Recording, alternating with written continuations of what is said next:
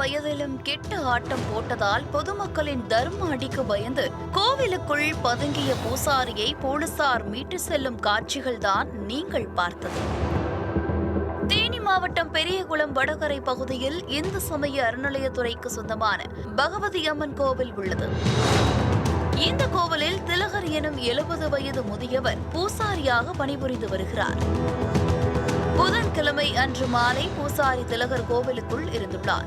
அப்போது ஆட்கள் நடமாட்டம் அவ்வளவாக இல்லை. கோவில் முன்பு மட்டும் சிறுவர் சிறுமிகள் விளையாடிக் கொண்டிருந்தனர். அப்போது பூசாரி திலகர் சிறுமிகளிடம் இனிப்பு தருவதாக கூறி அழைத்திருக்கிறார். இனிப்புக்கு ஆசைப்பட்ட சிறுமி ஒருவர் கோவிலுக்குள் சென்றபோது அவரை ஓரமாக அழைத்து சென்ற பூசாரி இனிப்பு கொடுத்ததோடு சிறுமியிடம் பாலியல் சீண்டலிலும் ஈடுபட்டதாக கூறப்படுகிறது. இதனால் கோவிலில் இருந்து கத்திக்கொண்டே பதறி அடித்தபடி வெளியே ஓடிவந்த சிறுமி நேராக வீட்டுக்கு சென்று பெற்றோரிடம் நடந்ததை தெரிவித்துள்ளார். இதனால் அதிர்ச்சியும் ஆத்திரமும் அடைந்த சிறுமியின் பெற்றோரும் உறவினர்களும் கோவிலுக்கு முன்பாக ஆவேசமாக கூடியுள்ளனர். இதனால் தனக்கு தர்ம அடி விழுந்துவிடும் என்று பயந்து போன பூசாரி வேக வேகமாக கோவிலை உள்பக்கமாக பூட்டிக் கொண்டு கோவிலுக்குள் ஒளிந்து கொண்டார்.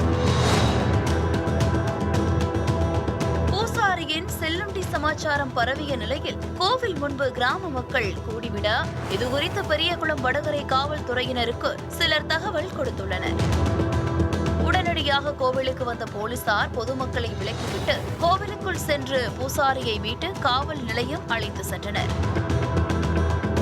இதனையடுத்து சிறுமியின் பெற்றோர் புகார் அளித்ததை தொடர்ந்து பூசாரி திலகரிடம் நடத்திய விசாரணையில் அவர் பாலியல் சீண்டலில் ஈடுபட்டது உண்மை என தெரிய வரவே அவர் மீது போக்சோ சட்டத்தின் கீழ் வழக்கு பதிவு செய்து நீதிமன்ற உத்தரவின் பேரில் 15 நாட்கள் நீதிமன்ற காவல் சிறையில் அடைத்துள்ளனர். கோவிலில் வழங்கப்படும் பிரசாதத்தில் அசைவ கொழுப்பு கலந்த விவகாரம் அமளி துமளியாகி வரும் நிலையில் வழிபாட்டிற்குரிய கோவிலுக்குள்ளேயே இத்தகைய பாலியல் சீண்டலில் ஈடுபடும் நபர்களுக்கு எத்தகைய தண்டனைகள் வழங்கப்படும் என்று கேள்வி எழுப்புகிறார்கள் கிராம மக்கள்.